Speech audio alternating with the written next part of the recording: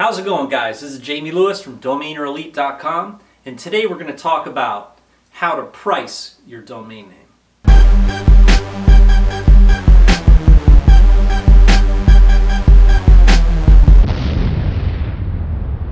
How much are you going to sell your domain name for?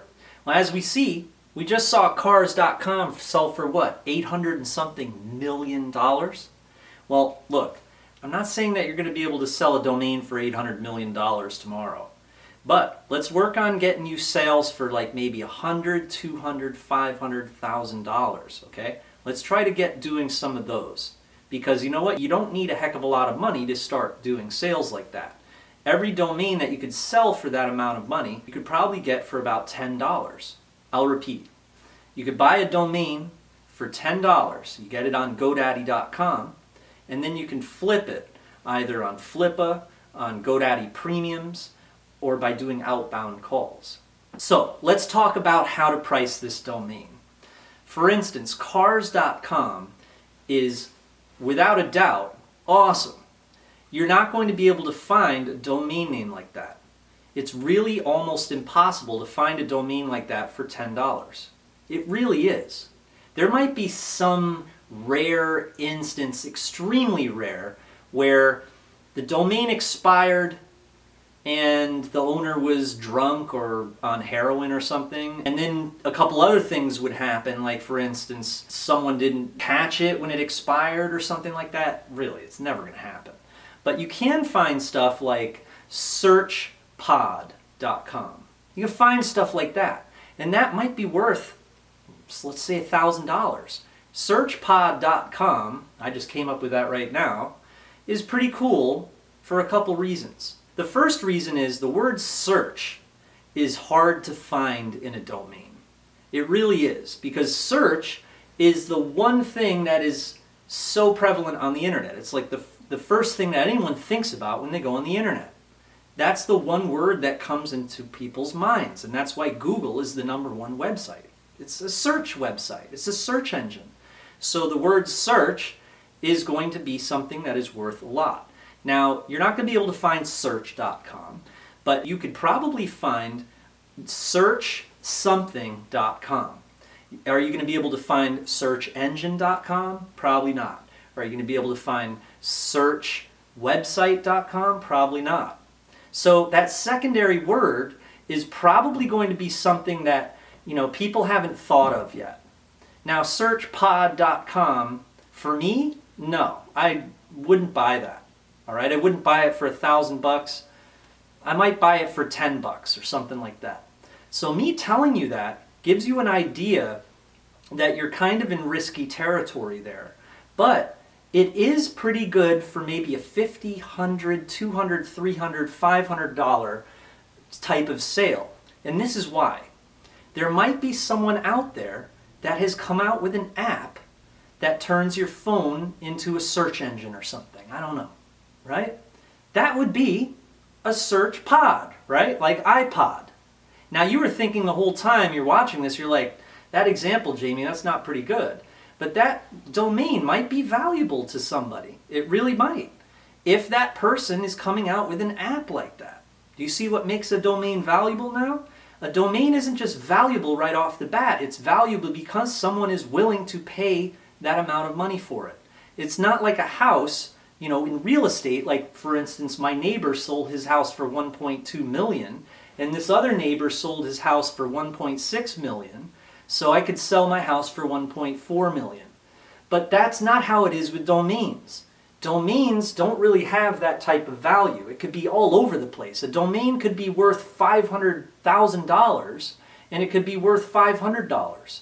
And then if you develop a website on that domain and it's getting all sorts of traffic and sales, now it's worth a heck of a lot more. There could be a great representation of a domain as well. You could create a sales page for the domain, a website page, and you type in the domain that you're looking to sell and you get that page, right? And the Buy It Now button at the bottom where it says click here and buy it, right? After you've explained this domain is for sale. Here are the benefits of this domain. It's quick. It's searched 500 times a day. It is in a great niche. The cost per click is this, and you have all the benefits there. And then it says, buy the domain here.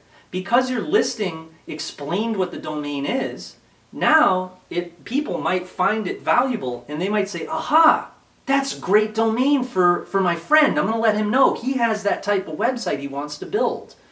Now, that friend of his, he's been looking for domains for his website. He goes on GoDaddy. He's like, you're hitting yourself in the head. Everything's taken. You can't find it anywhere. But you have this domain. Say you found it with Domainer Elite or something. You have this domain. Estabot says it's worth $20. You're like, I guess it's not worth anything. But this guy, because he's so frustrated trying to find something like what you have, he's going to be willing to pay a few $100 for that. Okay? Because that same quality of domain, SearchPod or whatever it is not available anywhere. And so that's what makes it more valuable to him. Okay? So when you're doing domaining, you have to think in these different dimensions. You know, I'm not going to go so far and say that you have to be incredibly sophisticated and you have to be a rocket scientist to do that. But you have to think in different dimensions. It's not only about like, oh, Estabot says it's worth $1,000. I can get $1,000 for it. I'm going to put it on Flippa and it's going to magically sell. The way I want you to think about it from now on is, hey, this domain has an appraisal of $800. Okay, that's one of the things I'm going to take into account. But that's not enough. I need to do more investigation on this domain. How old is it? Use Wayback Machine. Type into Google Wayback Machine. Okay, that's the second thing to check out. You're a detective now. Next, did you get the cost per click for the actual keyword? You can use Google Adwords to do that. So far you've got the appraisal, you found out how old it is, and next you're going to type in the keyword, like say, for instance, again, I'll use this famous example that I always use, dog training, right? It's a great example because it's a medium-sized niche, and a lot of really cool domains are available for it. It makes a lot of money and all of that. So you type in dog training into Google. Now it'll come out and it'll tell you how much people are paying for advertising for that keyword. Now if it says that, hey, it's $10 or something, I don't think it is, I think it's like $1. You're going to let the buyer know this.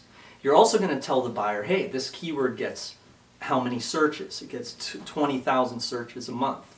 Now all of those factors are partly what Estabot is using to appraise your domain, right? But Estabot is a robot. It's not going to be as good as you interpreting to the buyer why this domain is good. Search engine optimization comes into play. If it's someone who wants to purchase this domain because they want to dominate in the search engines and they want to get rid of their competitors, then that's another reason. All of those things would go in either your Flippa auction, where you have a chance to write out exactly what the domain is about, or it's going to be something that you're pitching to someone on the phone.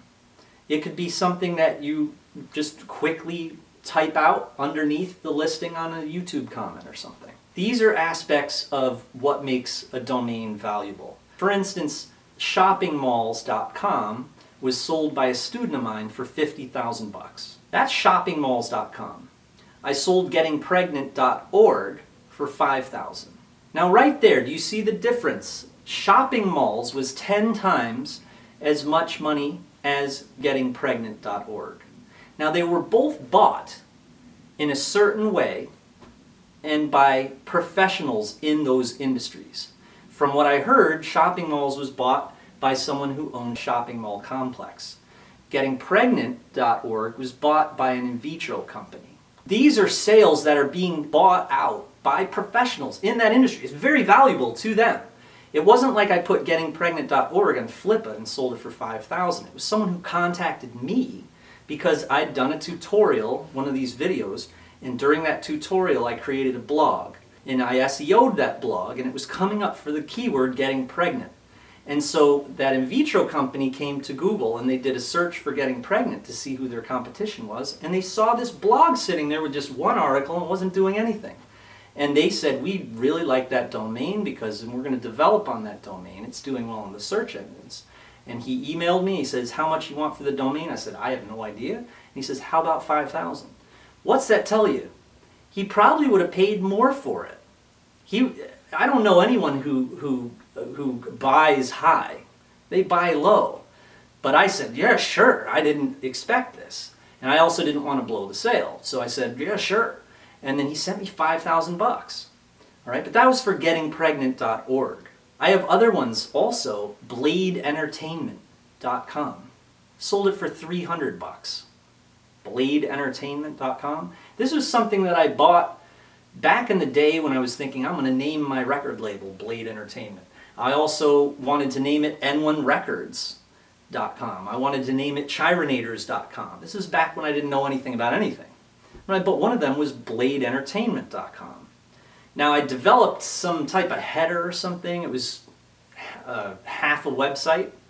But for some reason, again, I don't know, this guy did a search. He's found some of my other websites or something and did a search to see what other domains I had using Whois or something like that. And again, it wasn't worth very much money at all, but he was willing to pay $300 for it. And so I don't know what type of profit that was, but I bought it for $10, sold it for $300. So right now we looked at 3 examples of actual sales. The buyer was the one who valued it at those prices. 2 of them were examples of buyers telling me what price they wanted to pay for it. So again, we have all of these bots. We have Estabot and we have Google Adwords. We have Wayback Machine to show us how old the domain is. But you know what? Use a little bit of common sense and use some comparable sales. Comparable sales are the most important thing, in my opinion, when it comes to domaining. It's kind of like the real estate thing, like where you compare the house that sold next to you, you compare this house that sold next to you. Relatable, comparable sales. Another reason why you want to really get into comparable sales is because if Estabot does give you a low appraisal, and you're thinking Estabot messed up on that, well then look up some comparable sales yourself, and then use those comparable sales in your listing, rather than saying, hey, Estabot appraises the domain for this amount. That's kind of like a used car salesman tactic or something. Like buyers are not really going to respect that if you say, oh, it's appraised. If it has a really high appraisal or something, you could include that there, because Estabot will tell you sometimes, hey, the domain is worth $100,000 because it's an awesome domain. But if it's appraised at like maybe $5,000 or something, or $10,000 or something like that, it's not really enough proof for people to just go on that. So you're going to want to explain the comparable sales too. And you'll see sometimes Estabot's not entirely being honest with you. I love Estabot, but it's a robot. Okay, so remember, if you look up a domain like you get gangstersite.com, that's cool as hell. But Estabot might say, hey, it's worth $100. And you're like, ah. Well, let's look up gangsterfriend.com. Wow, that's actually sold on Afternic for $5,000. So Gangster Friend versus Gangster Site, you got at least a $5,000 sale. Site is better than Friend, right? So that's a great thing for you to take into account, all right?